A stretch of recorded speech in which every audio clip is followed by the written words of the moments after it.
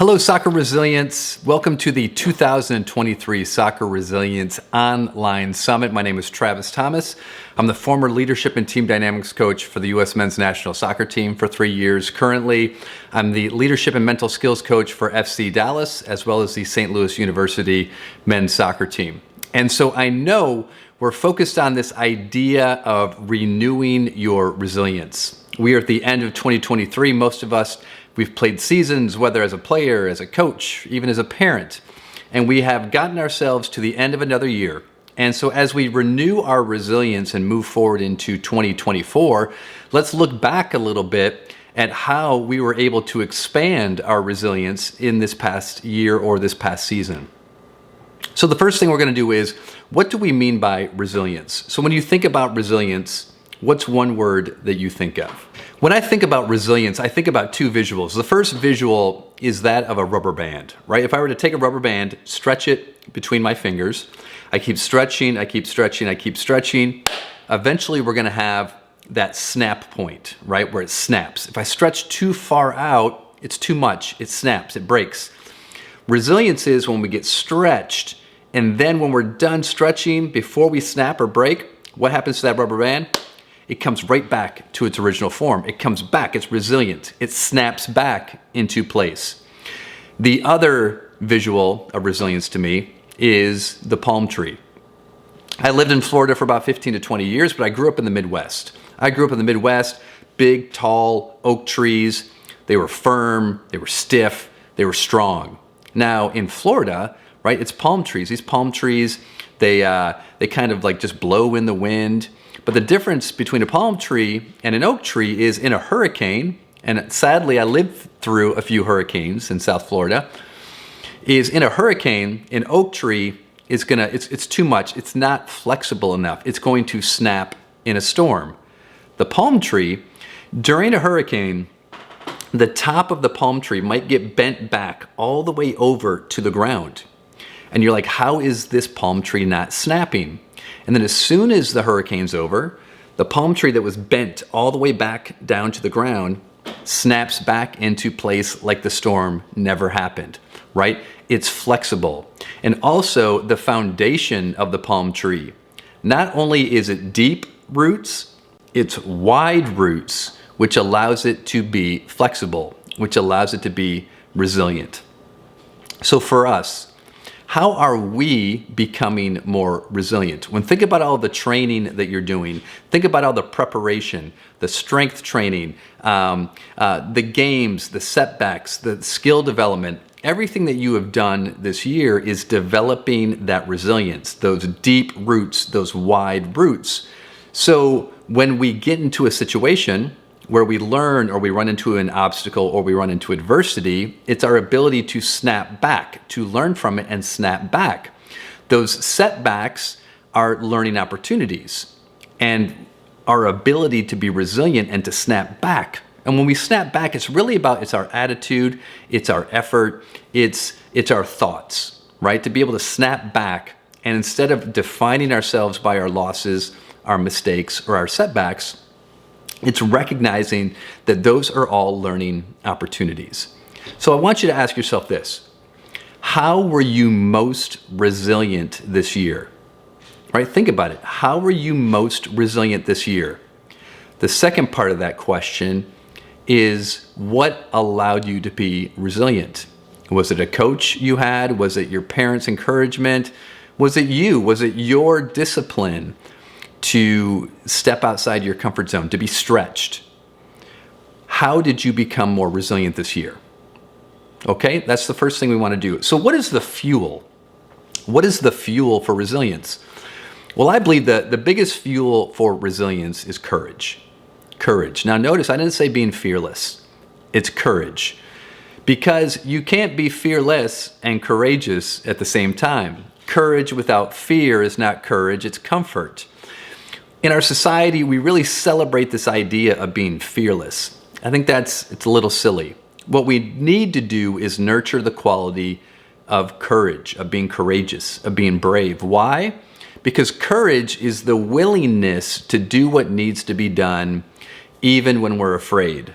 That's what makes courage so noble. It's doing the right thing even when we're afraid. To do something where there's not a little fear or nerves to it, that's not courageous. It's comfort. That's fine. But the only way we're going to be resilient and stretch beyond our comfort zone is by nurturing courage. For you parents out there, for you coaches out there, how are you nurturing courage in your players, in your kids, in your athletes? Now, athletes, I want to ask you, in this past year, this past season, how were you most courageous? How were you most courageous? Let me give you some examples. Were you asked to play a position that you hadn't played before? So that required some courage. Did you have to extend yourself, grow a new skill, become stronger, have more endurance, work out more? Did you go up an age group? Did you go up a skill level? What allowed you or forced you to become more courageous? What did that look like for you? Because courage is our fuel to resilience. Now, the last thing I want to share with you is a story that I believe is all about resilience. It's about courage. Now, when I was with the national team, again, I was the leadership and team dynamics coach, we would do sessions with the players, and we were preparing for a big game that we had. And during the session I was doing with the players, I shared this analogy. It's one of my favorite analogies. We call it running at the storm. Now, maybe you knew this, but let's say that there's a big, you're in the valley, maybe you're in Colorado, you're in the mountains, and there's a valley there, and a big thunderstorm comes rolling down the mountains into the valley, and it's gonna sweep through the valley. Now, if you're if you're cattle in the valley, do you know what they do if the storm is coming at them? They tend to do one of two things. They either lay down and take the beating, or they try to run in the opposite direction away from the storm. Now, what happens? The storm's too fast, so these cows are running away from the storm catches them, and as they're running away from it, it's just beating on them longer. They take a longer beating by avoiding the storm instead of just taking it, laying down and taking it. Now, buffalo or bison, when the storm comes down the mountains into the valley, the buffalo do something different. They see the storm, and what do you think they do? They turn and face the storm and run at the storm. Does that mean they're not going to get hit by the storm? Absolutely not. They know it's inevitable. But instead, they realize as the storm's coming, running at the storm, they're going to meet the storm, keep running through the storm, and come out on the other side faster. They run at the storm. Yes, they take a beating, but they're running through it. While they're running through it, they're getting through it faster, they're getting stronger, they're attacking the adversity. How do we run at the storms in our life? So as we went into this big game, we used this analogy. We knew things are going to go wrong in sports, in games. Bad calls, injuries, the crowd, going down, unlucky goals, all these things are going to happen. And our mindset was, hey, regardless of what happens, we keep running at the storm. So in this particular game, big game, one of our players makes a couple crucial mistakes during the game. He just did not have a great game, right? But he stayed out there. He stayed out there the whole time. He kept fighting. He kept competing. He kept battling. He played the entire game. Despite every possible thing that could go wrong, we still found a way to win. And it was huge, right? We found a way to navigate all of the challenges, all of the setbacks, and we still found a way to win the game. And then a few days later, we traveled to a new location. We had another game, and I saw this player. And he kind of came up to me, and I could tell he was a little emotional. And his head was down.